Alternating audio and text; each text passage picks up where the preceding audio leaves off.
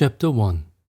Prince Vasily was not a man who deliberately thought out his plans. Still less did he think of injuring anyone for his own advantage. He was merely a man of the world who had got on and to whom getting on had become a habit. Schemes and devices for which he never rightly accounted to himself, but which formed the whole interest of his life, were constantly shaping themselves in his mind, arising from the circumstances and persons he met. Of these plans he had not merely one or two in his head, but dozens, some only beginning to form themselves, some approaching achievement, and some in course of disintegration. He did not, for instance, say to himself, "This man now has influence. I must gain his confidence and friendship, and through him obtain a special grant." Nor did he say to himself, "Pierre is a rich man. I must entice him to marry my daughter and lend me the 40,000 rubles I need." But when he came across a man of position, his instinct immediately told him that this man could be useful, and without any premeditation, Prince Vasily took the first opportunity to gain his confidence, flatter him, become intimate with him, and finally make his request. He had Pierre at hand in Moscow and procured for him an appointment as gentleman of the bedchamber, which at that time conferred the status of Councillor of State, and insisted on the young man accompanying him to Petersburg and staying at his house. With apparent absent-mindedness, yet with unhesitating assurance that he was doing the right thing, Prince Vasily did everything to get Pierre to marry his daughter. Had he thought out his plans beforehand, he could not have been so natural and shown such unaffected familiarity in intercourse with everybody, both above and below him in social standing. Something always drew him towards those richer and more powerful than himself, and he had rare skill in seizing the most opportune moment for making use of people. Pierre, on unexpectedly becoming Count Bezúkhov and a rich man, felt himself after his recent loneliness and freedom from cares so beset and preoccupied that only in bed was he able to be by himself. He had to sign papers, to present himself at government offices, the function of which was not clear to him, to question his chief steward, to visit his estate near Moscow, and to receive many people who formerly did not even wish to know of his existence, but would now have been offended and grieved had he chosen not to see them. These different people, businessmen, relations, and acquaintances alike, were all disposed to treat the young heir in the most friendly and flattering manner. They were all evidently firmly convinced of Pierre's noble qualities. He was always hearing such words as, "with your remarkable kindness," or "with your excellent heart, you are yourself so honourable, Count," or "were he as clever as you," and so on, till he began sincerely to believe in his own exceptional kindness and extraordinary intelligence, the more so as in the depth of his heart it had always seemed to him that he really was very kind and intelligent. Even people who had formerly been spiteful towards him and evidently unfriendly now became gentle and affectionate. The angry eldest princess with the long waist and hair plastered down like a doll's had come into Pierre's room after the funeral. With drooping eyes and frequent blushes, she told him she was very sorry about the past misunderstandings and did not now feel she had a right to ask him for anything, except only for permission, after the blow she had received, to remain for a few weeks longer in the house she so loved and where she had sacrificed so much. She could not refrain from weeping at these words. Touched that this statuesque princess could so change, Pierre took her hand and begged her forgiveness without knowing what for. From that day the eldest princess quite changed towards Pierre and began knitting a striped scarf for him. "Do this for my sake, mon cher.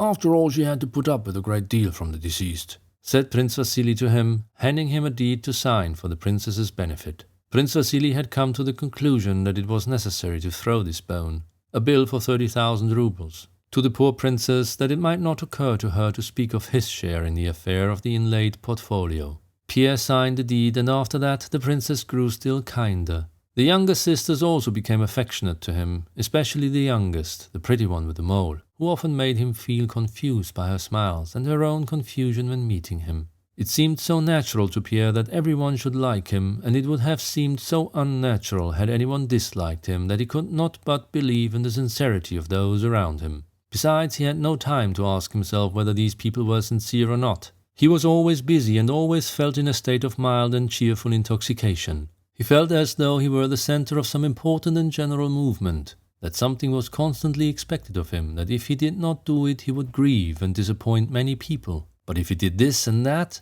all would be well, and he did what was demanded of him, but still, that happy result always remained in the future, More than anyone else, Prince Vasily took possession of Pierre's affairs and of Pierre himself in those early days. From the death of Count Bezúkhov, he did not let go his hold of the lad. He had the air of a man oppressed by business, weary and suffering, who yet would not, for pity's sake, leave this helpless youth, who after all was the son of his old friend and the possessor of such enormous wealth, to the caprice of fate and the designs of rogues.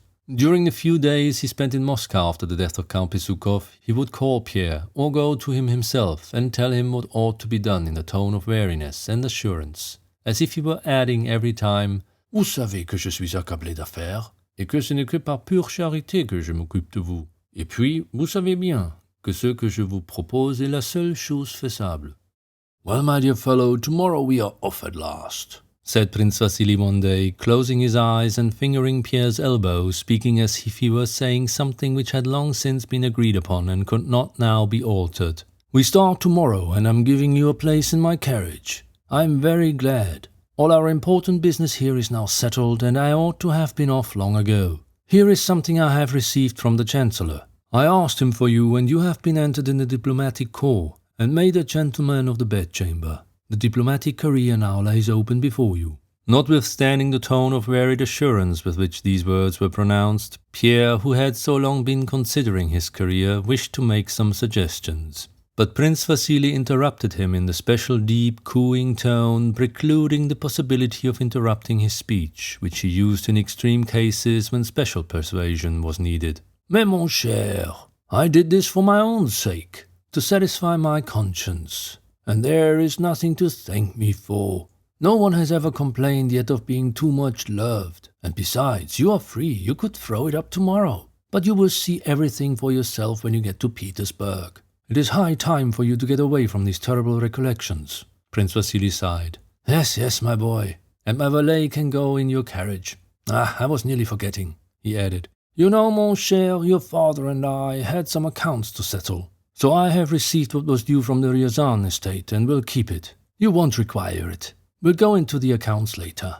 By what was due from the Ryazan estate, Prince Vasily meant several thousand rubles quit rent received from Pierre's peasants, which the prince had retained for himself. In Petersburg, as in Moscow, Pierre found the same atmosphere of gentleness and affection. He could not refuse the post, or rather the rank, for he did nothing, that Prince Vasily had procured for him, and acquaintances, invitations, and social occupations were so numerous that even more than in Moscow he felt a sense of bewilderment, bustle, and continual expectation of some good, always in front of him but never attained. Of his former bachelor acquaintances, many were no longer in Petersburg. The Guards had gone to the front, Dolokhov had been reduced to the ranks, Anatole was in the army somewhere in the provinces, Prince Andrei was abroad. So Pierre had not the opportunity to spend his nights as he used to like to spend them, or to open his mind by intimate talks with a friend older than himself and whom he respected. His whole time was taken up with dinners and balls, and was spent chiefly at Prince Vasily's house in the company of the stout princess, his wife,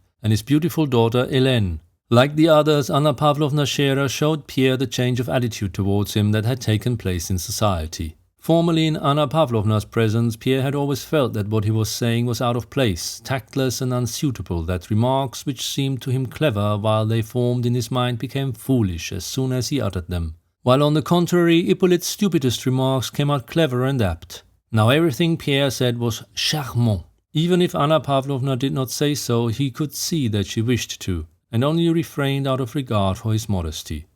In the beginning of the winter of 1805-6, Pierre received one of Anna Pavlovna's usual notes with an invitation to which was added, "Vous trouverez chez moi la belle Hélène, qu'on ne se lasse jamais voir." When he read that sentence, Pierre felt for the first time that some link, which other people recognized, had grown up between himself and Hélène. And that thought both alarmed him, as if some obligation were being imposed on him which he could not fulfill, and pleased him as an entertaining supposition. Anna Pavlovna's party was like the former one. Only the novelty she offered her guests this time was not Mortemar, but a diplomatist fresh from Berlin, with the very latest details of the Emperor Alexander's visit to Potsdam, and of how the two august friends had pledged themselves in an indissoluble alliance to uphold the cause of justice against the enemy of the human race. Anna Pavlovna received Pierre with a shade of melancholy, evidently relating to the young man's recent loss by the death of Count Bezúkhov.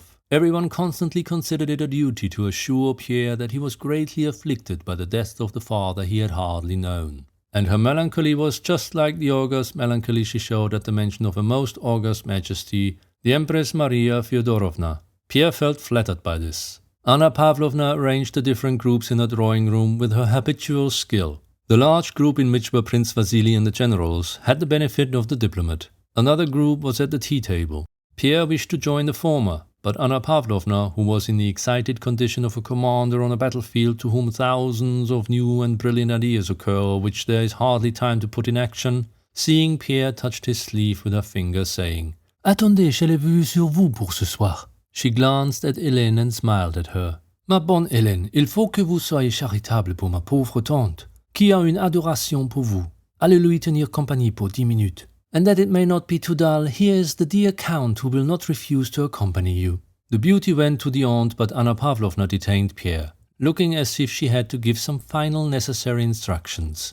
Isn't she exquisite? She said to Pierre, pointing to the stately beauty as she glided away. Et quelle tenue! For so young a girl, such tact, such masterly perfection of manner. It comes from her heart. Happy the man who wins her. With her, the least worldly of men would occupy a most brilliant position in society. Don't you think so? I only wanted to know your opinion. And Anna Pavlovna let Pierre go. Pierre, in reply, sincerely agreed with her as to Hélène's perfection of manner. If he ever thought of Hélène, it was just of her beauty and her remarkable skill in appearing silently dignified in society. The old aunt received the two young people in her corner, but seemed desirous of hiding her adoration for Hélène, and inclined rather to show her fear of Anna Pavlovna. She looked at her niece as if inquiring what she was to do with these people. On leaving them, Anna Pavlovna again touched Pierre's sleeve, saying, J'espère que vous ne direz plus qu'on s'ennuie chez moi. And she glanced at Hélène.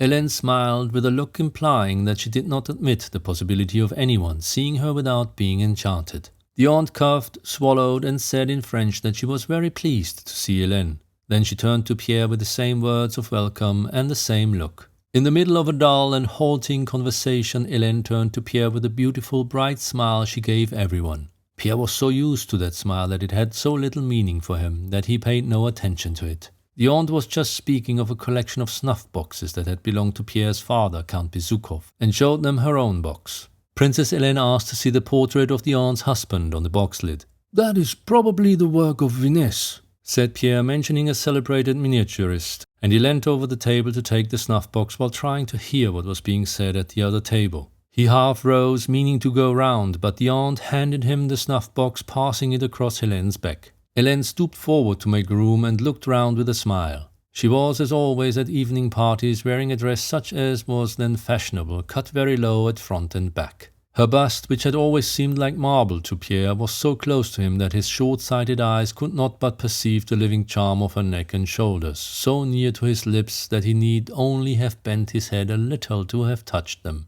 He was conscious of the warmth of her body, the scent of perfume, and the creaking of her corset as she moved. He did not see her marble beauty forming a complete whole with her dress, but all the charm of her body only covered by her garments. And having once seen this, he could not help being aware of it, just as we cannot renew an illusion we have once seen through. So you have never before noticed how beautiful I am?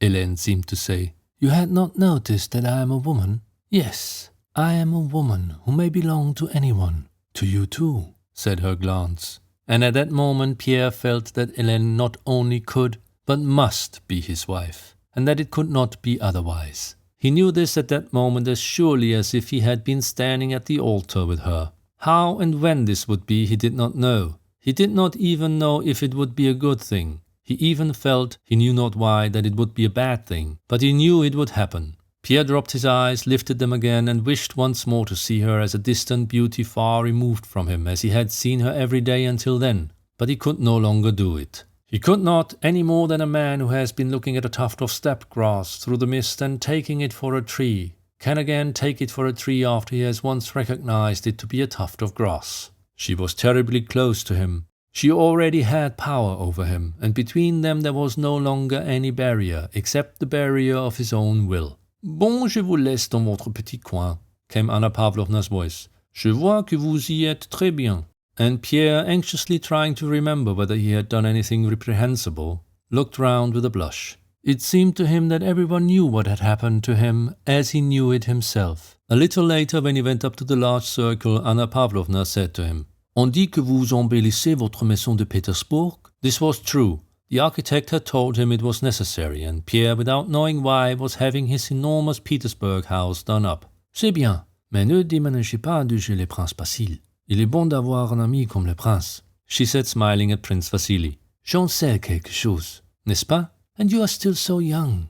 You need advice. Don't be angry with me for exercising an old woman's privilege. She paused, as women always do, expecting something after they have mentioned their age. If you marry, it will be a different thing, she continued, uniting them both in one glance. Pierre did not look at Hélène, nor she at him, but she was just as terribly close to him. He muttered something and colored. When he got home, he could not sleep for a long time for thinking of what had happened. What had happened? Nothing. He had merely understood that the woman he had known as a child, of whom when her beauty was mentioned he had said absent-mindedly, "Yes, she's pretty," he had understood that this woman might belong to him. But she's stupid. I have myself said she is stupid, he thought.